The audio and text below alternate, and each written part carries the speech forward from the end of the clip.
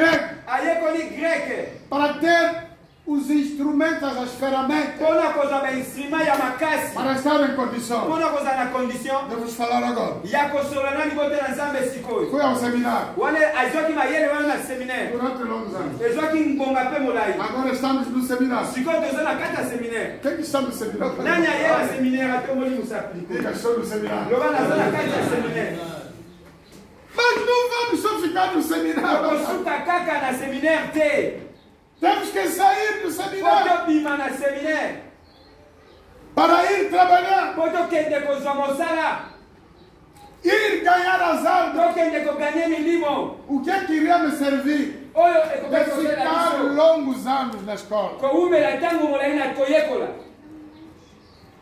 Aprendi, inclusivamente, numa das melhores universidades católicas em Paris, papa ayekoli na Rue d'Alsace. université ya kitoko oyo ezalaki na paris babenga na rue des as Rue d'Alsace. rue d'Alsace Eu aprendi naquela escola. papa ayekoli na ekole katolike wana Eu tive colegas, aqueles padres, papa azalaki na bana klase ya basango que põem aquelas roupas grandes. babalataka banzambala Dos meus colegas tinha 85 anos. kolega papa moko azalaki na 86 ans Padre. azalaki Foi meu padre colega. sango kolege na ye Aprendi. bafandaki bamoko ya koyekola Mas o que é que serviria de aprender? eloko nini epesaka eyano na E koyekola depois de guardar tudo nsima que eu aprendi, oyekoli obombi bagage na eu não yo vou exercer. yo ozokende kotiamo na misala O te que é isso? Iria eloko nini servir. elakisi bagage ebele oyo Eu aprendi. yo oyekoli ebele Eu aprendi. toyekoli Eu papa aprendi. ayekoli E hoje lelo estou a exercer. aza kobimisa oyo ayekolaki Estou a aza transmitir. kokatela biso oyo ayekolaki Aproveita, biso mano. mpe tozwa oyo papa azolakisa biso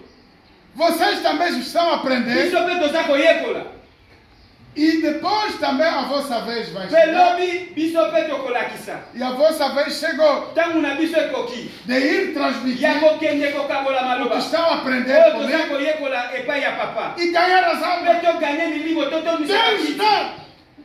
nzambe te mutu akosala yango Deus não, que vai nzambe buscar. te mutu akokende kozwa bato Você que vai biso buscar mutu tokende koevangelize salvar as almas biso mutu tokende kobikisa milimo que estão a morrer, milimo eza kokufa que estão aí na milimo feitiçaria, eza kokende na que kindoki estão aí na milimo bruxaria. ezokota na badiabulu O mundo não tem nada no mokili lugar, eza nango na eloko moko ya malamu te só a bruxaria mokili eza kaka na kindoki e a feitiçaria. na kidiabulu Mas nós, me biso como estamos no seminário lokola toza na kati ya seminaire de Jesus, ya yesu estamos a aprender. toza koyekola Agora não vamos só ficar aqui. siko tokotikala kaka esika moko te Temos de ir po evangelizar, topusa na libanda po tobenga bato baya kokota tokende kozwa ir bato testemunhar tokende o kotemoigne amor de Deus, bolingo na a nzambe graça de Deus, nawa ya nzambe a paz de Deus kimia ya no nzambe nosso na coração. kati ya mitema ya bato Alguém pode tocar no moto seu kokosimba coração motema na ye para dizer o que po é aloba paz. nga naza na kimia Eu tenho a naza na kimia paz. Eu tenho a graça de Deus. nazali na mawa ya Eu nzambe tenho o amor de naza na Deus. bolingo ya nzambe Eu tenho o poder de nga nazali Deus. na pouvoir ya nzambe Depois no fim diga em nome de Jesus. mpe na suka loba na nkombo na yesu E me dá um grande mpe amém. loba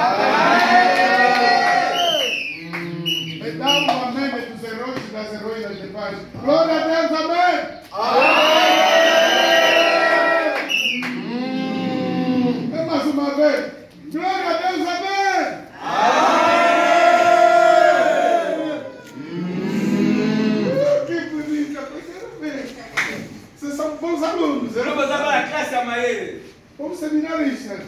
boza mpena na kati ya seminaire Estão a aprender bem. toza koyekola malamu Amados, ndeko na ngai o viver un vivero é um lugar, ezali esika ya kobombisa mesmo as águias, ata baaigle quando preparar, ntango bazobombisa baaigle nós vimos biso toyokaki que eles são submetidos bango bazwakamaka a treinos difíceis. bango balekaka na entraînement mpe ya makasi Vimos ontem toyokaki yango e lobi lemos o texto de Deuteronômio, capítulo 32, mpe totangaki na versículo 11. kokanda na nzambe na deutéronome 32 Águia, à 11 aigle a águia, aigle ele coloca os seus pequenos, ye azwaka bana na ye atiaka bango na mapapu atelemisaka bango na mapapu ele vai longe, ye amati sur a likolo mais de 3 amati sur quilômetros, likolo ya 3 mais kilometre de 3 mil metros. amati susu likolo E ele vai mostrar aos ye pequenos, aza kolakisa na bana olha, está aí a vítima, otala na se wana nyama olha, tokolia está aí a oyo comida. tokolia lelo ye wana Se você un nom à païen, soki bino bozwi makasi ya kozwa nyama oyo te faites comment? bokolala nzala Et ça non sa vie. wana nde bomoi ya baaigle Ah, il y a 10 ans, je peux aigle azoyebisa na bana na ye non sa vie de bomoi na biso eza kaka oyo il le sent sobrevoir. wana ye aza na mapapu aza kotambola na mopepe Je peux nous sommes. bana na ye atie bango na mapeka nyonso mibale Moi, je gares. bakangi ye na manzaka na mapeka Mais on sait tout est. me na ngongonga moko Elle va s'accoudir. ye akoningisa mapapu Ils makasi vont cailler. bango bakokweya Et quand nous va comme ça, bakokweya bango bakomi koganga mopepe ye akiti il lisusu dépose des citernes. nsima amati lisusu amati nsima atsala na ye ayambi bango abandi lisusu kotambola na bango amati lisusu na bango na nzete Nous refuge. azongisi bango esika babotamaka bavandaka Les vont se rendre. bango ya kolela Qu'est-ce que ça va nous permettre? tozalaki mabe makasi na mopepe Felizmente, tonyokwami na mawa na yo nós nos yo salvou. yesu koyamba biso Muito obrigado. kumisama na yo mama oza mama malamu É assim que estamos nós. bongo nde eza bomoi na biso bato Nos momentos difíceis. na ngonga ya pasi Choramos. tolelaka Veja só o que vamos ver agora. yoka oyo tokomona sikoyo Apocalipse capítulo 5, nós acabamos de ler. apocalypse chapitre 5 oyo touti kotanga O que nós vimos agora. oyo biso toyoki sikoyo Amados, nós não devemos ficar só no viver. biso toyoki kozala kaka ya kosuka na baviveru O te viver é só para sermos preparados. viveru ezali kaka préparation ya Nós temos place que sair, mais biso fo todeplace ir testemunhar a tokende glória de Deus. totémoigne nkembo na nzambe A glória de Deus que nos visitou. nkembo ya nzambe oyo epusani pene na biso O texto que lemos de Apocalipse, mokanda na nzambe lobe biso na apocalypse o capítulo 5, na chapitre 5 que grande maravilha, amado. esengo ya makasi bandeko Ontem falei bastante do Cordeiro de papa Deus. lobi alobaki mingi meme ya nzambe O Senhor nosso Deus nzambe papa na biso mandou Jesus ye atindi yesu como o Cordeiro lokola meme que ele sacrificou na cruz ye akitaki mbeka na croix para nos dar a vida. mpo apesa biso pema ya Agora ofele veja só onde é que vai nos levar este seminário. sikoyo yoka esika seminaire Sobre o omema biso viveiro das águas. mpona baviveru ya aigle Amados, ndeko na o ngai texto diz: mokanda nzambe lobi na mão direita daquele que estava sentado no trono, eu vi um livro. na loboko ya mwana ya mobali ya baoyo bazalaki pene na likolo biso tomoni livre Quem está aqui a falar oyo azoloba awa amoni é o livre apóstolo João, ezali apôtre jean na ilha de Patmos. na ile ya de patmos Quando ele recebeu a revelação de ntango Deus, ye ayambaki maloba eutaki na nzambe ele viu um rolo, ye amonaki um rolo. livre E naquele livro na kati ya livre wana havia segredo. ezalaki na sekre na Grande kati segredo. sekre makasi Deixa-me te dizer, amado, yoka papa azofungula biso olha a ndeko palavra de Deus. liloba na nzambe oyo Aqui na kati está um grande eza segredo. na sekre ya makasi A nossa herança está aqui. rikeza na biso eza na kati ya bible Quem diz amém? Quem nani diz alobi amém? amen Há bocado vos fez descobrir uma grande descoberta. na kala mingi te papa alakisi biso eloko oyo tomoni na pasi João capítulo 10, versículo 34. jean 10 34 Somos deuses. toza banzambe mike Somos deuses. toza banzambe É um segredo que está aqui. ezali sekre na biso eza na bible E quem descobre? fo toluka tocomprendre Quem descobre e põe em prática oyo acomprendre mpe atia yango na misala é abençoado, azwi amado. mapamboli na nzambe Levanta a mão direita e diga amém. Diga comigo, é verdade. lobana papa solo Diga mais uma vez, é verdade. Diga mais uma vez, é verdade. solo Então o apóstolo João apôtre jean viu o amoni que vai acontecer oyo ekoya lobi no futuro. na mikolo ekoya E aqui neste capítulo 5, awa na chapitre 5 ele viu papa amoni que na mão na direita loboko ya mobali daquele que estava sentado no trono, na baoyo bafandaki penepene na tata o que está sentado no trono, evidente, é o Deus. oyo afandi pene kuna ya likolo eza nde É nzambe o Deus o vivo. nzambe ya bavivant Amado, veja só o que está escrito. yoka oyo ekomami Sentado no trono, eu vi um livro em forma de rolo. ye amoni livre na forme ya role Naquele livro na kati ya livre havia oyo segredo. ezalaki na É secret segredo. secret Não havia ninguém para ler. ezalaki na moto akoki kofunga Para secret abrir. wana te E ele meteu-se a chorar. ye abandi kolela A Bíblia diz que ele meteu-se a chorar. mokanda ya nzambe alobi ke ye akomaki kolela Mas, em vez de continuar a chorar, kasi mpo ye awumela kaka na boleli o texto diz: mokanda ya nzambe alobi não chore. kolela susu te Por isso que eu quero te epona dizer yango esta papa palavra. ekoyebisa biso Não chore mais, amado. totika kolela Não chore mais. tolela lisusu Não te chore. tolela te Olha, totala olhe. O leão, olha, Tala. Olha. O leão. Da tribo de Judá. O famoso descendente. Eu pensei que alguém vai dizer amém. Amém. O famoso. Muito a succès. Olha. O leão da tribo de Judá. O famoso descendente do rei Davi. Conseguiu a vitória. E pode quebrar os 7 selos. E abrir o livro. Perceberam o que está dizendo? Mamãe Suzana. Que maravilha de Deus aqui no lado. O povo não está a entrar na mensagem. Agora estamos em Apocalipse. Olha essa explicação, você vai entender melhor. O leão. O animal leão. Ele é chamado o rei dos animais. Sabia disso? O leão na mata. Ninguém pode resistir ao leão. Eu vi o filme do Rei Leão. Quem já viu? O filme do Rei Leão. Esses últimos dias eu tenho visto esse. Esses últimos dias eu vejo do Rei Leão, do Rei Leão, como neto Milano. Milano tem 2 anos e meio. Estou a redescobrir a força do leão. É incrível a força do leão. Neste filme, o Rei Leão, ele tem um filho. E este filho, quando vai brincar, quando está submetido a grandes perigos, o que ele faz? Ele foge para ir onde está o pai dele, o Rei Leão. E quando o pai leão vem, nenhum animal pode resistir. Todos vão fugir. Não estava pensando. A águia é um animal forte. Ninguém pode resistir. É o único animal que pode ver a sua vítima a mais de 3 km. Todos os animais que Deus criou, a águia é o único animal que tem aquela visão, que pode até ver a sua vítima que está debaixo das águas. E ele quando desce, quando ele vê um peixe de 30 a 40 quilos, ele vem longe, a mais de 3.000 metros. Ele é capaz de descer a uma velocidade de mais de 400 km. Quem que vai resistir? Ele quando desce na água, pica, apanha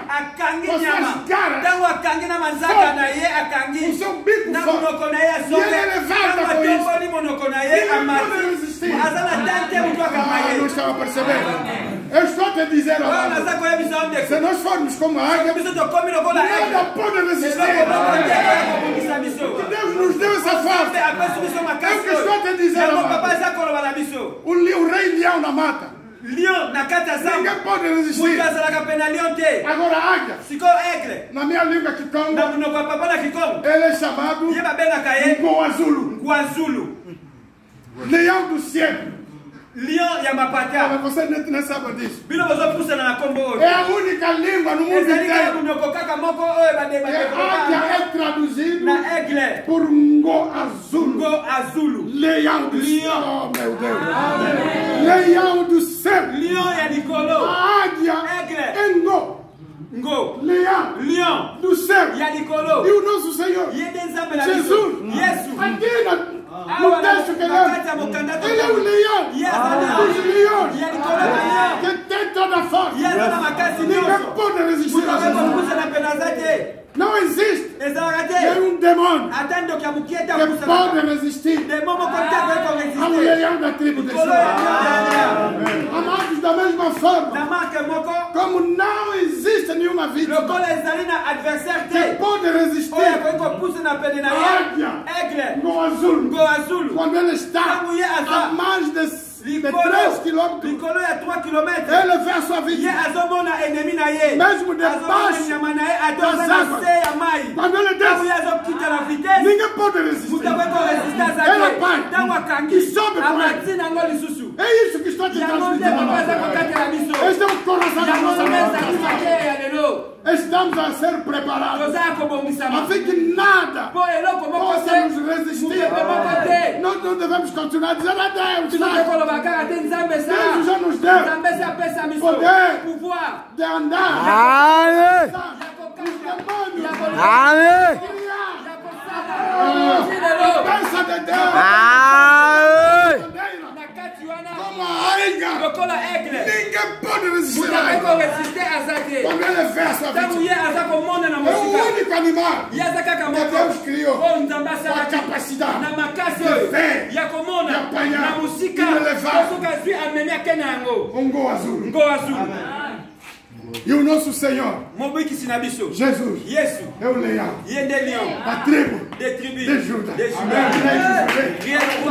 O Senhor, aquele que eu sirvo, aquele que eu sirvo, aquele que eu sirvo, aquele que me faz viajar. Amados, quando você tem problemas, pede só Deus. Diz Deus, do leão da tribo de Judas, vai a nosso socorro.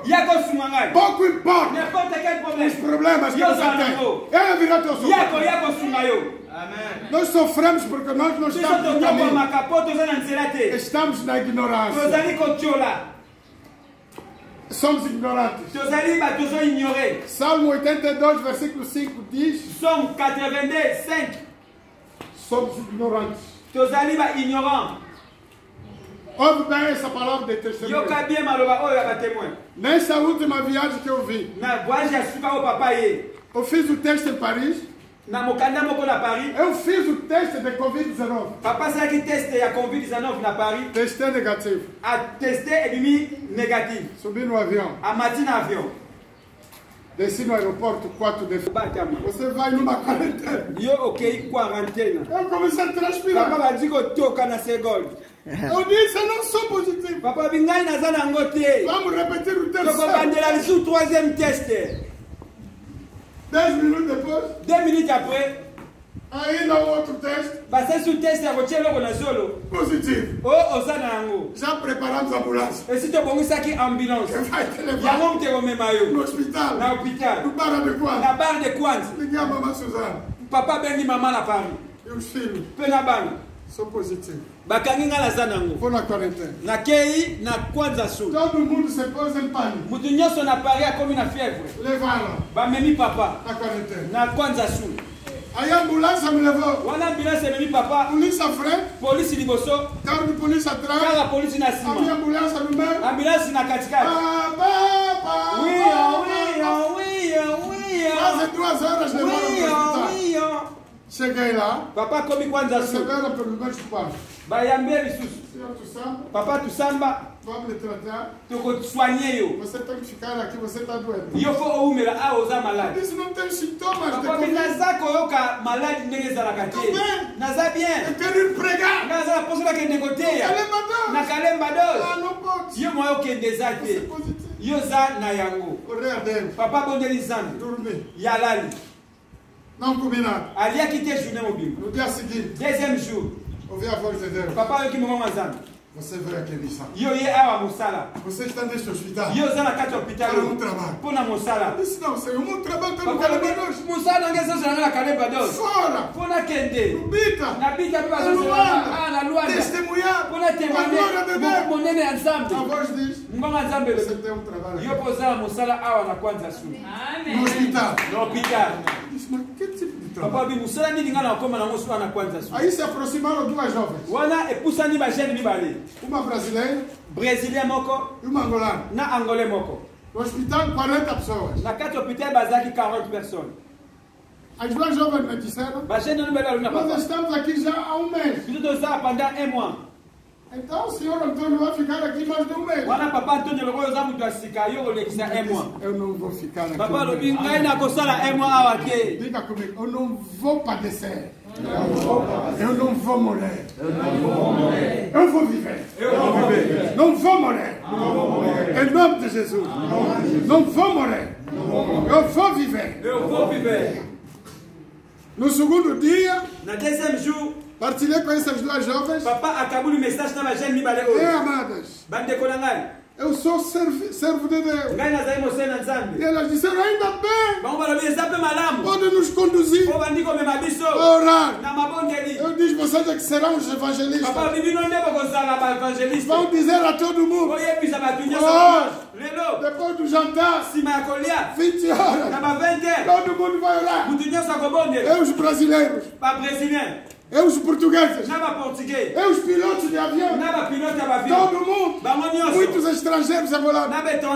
Quem é que não vai orar? Havia uma velhota de 100 anos. Veio da Inglaterra, uma mulher. Já velhote. Já nem consegue colocar. Nem conseguiu vir na oração. Eu fui orar no quarto dele. Amado, comecei a orar.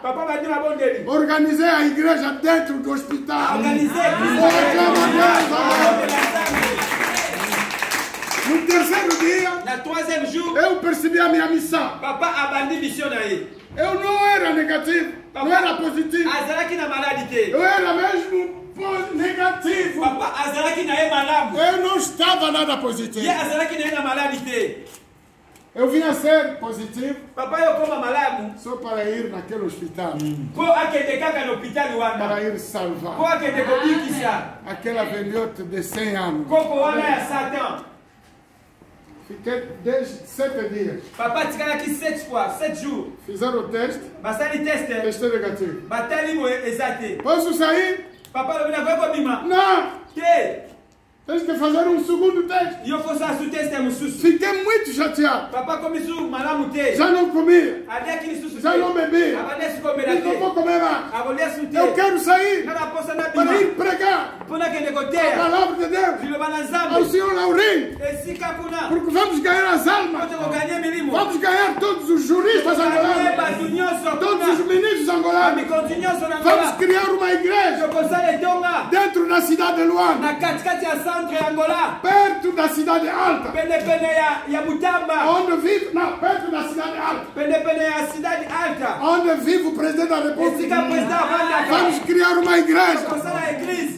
Onde virão todos os ministros. E deputados. Com o senhor Laurinho. Com o senhor Laurinho. Vou partilhar esta palavra. Não quero sair. Não vou comer mais. Segundo teste. Negativo. Senhor Tussamba agora pode sair. Pastor agora pode sair. 10 dias. 10 jours. No 11º. 10 jours. Eu saí. Fui o único que fez menos dias no hospital. Os que fizeram 45, 60 dias, 65 dias, de quarentena eu fiz 11. Na quarentena, papai saiu aqui 11 jours. Saí com 19 pessoas. A Bíblia aqui dá 19 pessoas.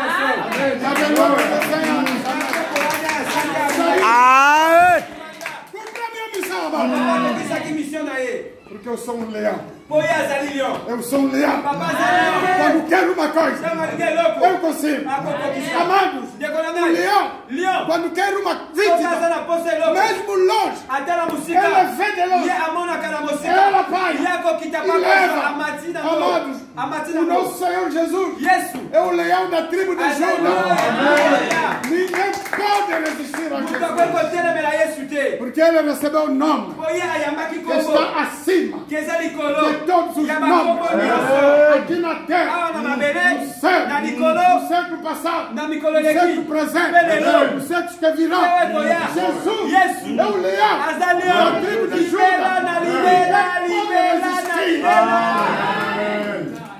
Este Jesus, amado, que estamos apresentando, nós não vamos ficar nous vivons kaka esika moko préparable ya kobongisama saimu tobima para ir testemunhar tokende koloba a glória de Deus, kembo na o nzambe amor de Deus, bolingo na nzambe ir buscar tokende kozwa bato tokende kozwa trazer aqui toya na bango awa todos que têm baixo, baoyo nyonso baza na maladi todos que estão cheios de baoyo demônios, nyonso baza na bandoki vamos trazer aqui, tokoya na bango awa serão libertados, bakokangolama vamos testemunhar o amor de Deus tokotemwane monene na nzambe a todo mundo. na bato nyonso Aqui agora, awa na kati ya ngola você já está preparado, nyonso oza ya kobongisama você está em condição nyonso já deja bien de préparé ir longe, ya kokende musika testemunhar ya o kotemwane amor de Deus, bolingo ya a nzambe glória de kembo na Deus, e nzambe o nome do Senhor na kombo na yesu será glorificado. ekokumisama Amados, ndeko na ngai Deus espera nzambe de azozela nós aqui biso um awa trabalho importante. mosala ya important Não fique aqui sentado, kotikala kaka lembelembe te não venha aqui dormir. koyaka konimba te No dia de na oração, mokolo ya mabondeli vem orar. yaka mpo na Não kobondela fique em casa, kotikala na ndaku te mesmo se houver chuva. ata mbula Você ezobeta não diz não, yo muita chuva. kokoloba te likolo eyindi nango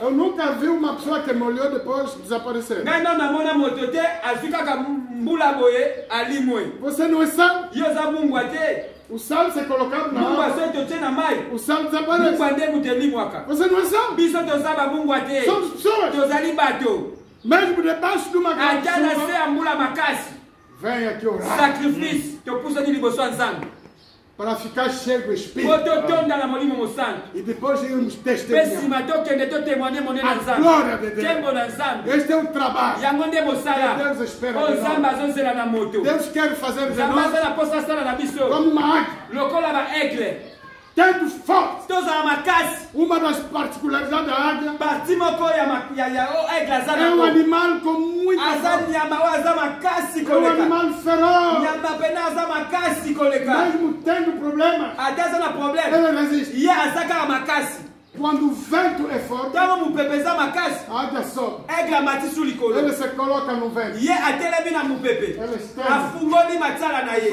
afungoli matala na ye akiti mopepe ezomema Pode fazer ye mais de 5 akoki kokende quilômetros. bongo na kilometre ya molai Vamos nos desenvolver dentro dos problemas. tokozwa mayele katikati na baproblème Não foge dos problemas. kokimaka problème te Somos a águia. toza baaigle Nos desenvolvemos dentro dos problemas. biso tokomaka makasi na se ya babaproblème Eu tive problemas no papa aeroporto. azalaki na baproblème na kasende na 4 de aéroport fevereiro. le 4 de février Levaram. bamemaki papa Eu fui. papa Não akendaki tinha como. ezalaki na façon Mas eu kokima fui problème lá. te kasi akendaki kuna Pela vontade de na Deus. posa na nzambe Para ir resgatar. akende kobimisa bango Aqueles que bakangaki estavam lá presos. bango bakangamaki E eu nos libertei. papa akangolaki bango É o que Deus quer fazer yango nde contigo. nzambe aza na posa asala na mokolo moko na moko Tem cheio do seu espírito. atondisi yo na molimo E mosali ir resgatar. atindi okende Os que kozwa estão bato perdidos. baoyo babunga E o nome do Senhor mpe kombo na nzambe ekozwa será lokumu glorificado. Nos colocamos de pé. totelemi likolo bana nzambe Vamos orar. tokobondela nzambe Vamos orar a Deus. tokobondela nzambe Nous a parlé, Seigneur, la parole de notre Dieu soit une lampe sur ta vie et une lumière sur nos sentiers, Seigneur. La parole nous dit que ta parole est esprit de vie. Oui, que les paroles que je vous ai dites, esprit de vie. Oui, que déjà vous êtes vie à cause de la parole que je vous annonçais. Je vous remercie pour ta parole. Bénis ton serviteur, Seigneur. Bénis ta parole, mon Dieu. Et ta parole demeure en nous. Ta parole nous dit que ce ne sont pas ceux qui... Mais ce sont ceux qui la mettent en pratique, Seigneur. Mon Dieu, nous voulons mettre ta parole en pratique. Que ta parole demeure à travers nous, Seigneur.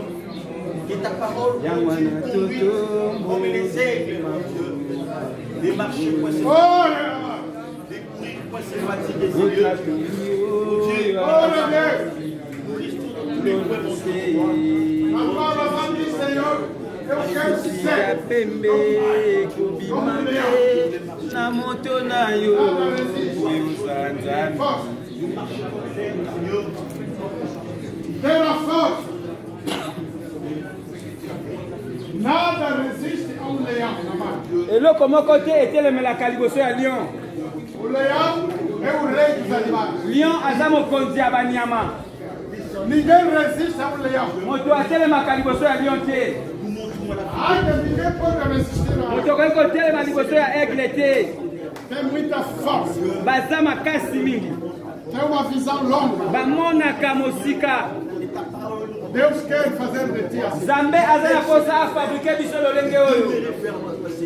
Pequeno Deus. Zambé ya moke. Nada pode marcher avec toi. Eloko moko te koyika mpiko liboso na biso. Ora a Deus para ser como um leão. Tobondela Nzambe oyo alola apesa biso makasi lokola lion. Como uma águia. Nzambe apesa biso mayele lokola aigle. Como uma águia. Nzambe apesa biso miso ya komona mosika lokola aigle.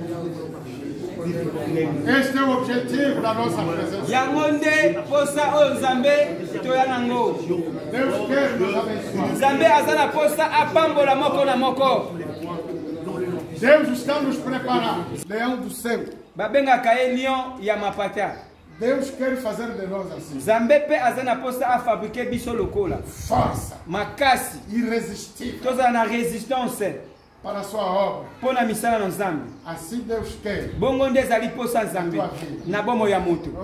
Vou orar para todos. Papa kobondela pona biso nyonso. Vamos fazer um sinal de fé. Tokosala signal ya kondima. Saindo do seu lugar. Kolongo esika tojali. Vamos fazer uma fila. Tosali molongo moko. Vamos começar aqui. Tobandi pa a força da águia. Força ya aigle. Mesmo sem você querer não entender. Até yo oboyi to comprendre te. Pelo amor de Deus. Na bolingo Nzambe. Eu vou fazer isso. Papa kosala yango. Para conhecer uma transformação. Poto yamba mbongwana. Uma transformação radical. Mbongwana ya Nzambe. Irmão David fica aqui intercedendo. Papa David yaka liboso kobondela. Fica aqui a interceder. Za liboso na mabondeli. O irmão Nascimento vai colocando na minha mão e na mão das pessoas. Uma gota, uma gota. Uma gota cada um. Vamos respeitar este regime de higiene. E eu vou orando. Papa kobondela. Vou transmitir. Ako transmettre. O que eu vivo. Oh papa vivaka. A glória de Deus. Kembo na Yahweh. Ser irresistível. Quando você ora, abre a tua boca. A tua oração deve ser forte. Nenhum demônio vai resistir. Quando você vai orando, a partir de hoje, quando chegar em casa, qualquer problema que houver, ora. Não diz Deus faz. Não diz Deus faz. Deus já te deu. Agora vou te transmitir esse poder pela graça de Deus. Domingo próximo, vocês vão exercer. Próximo domingo, dimanche prochain, eu quero receber 3 pessoas a testemunhar. Papa za posa ya mbaba tumisa tu ya koloba munene na Nzambe. Que eu acredito. Papa za na kondima. Que Deus vai fazer.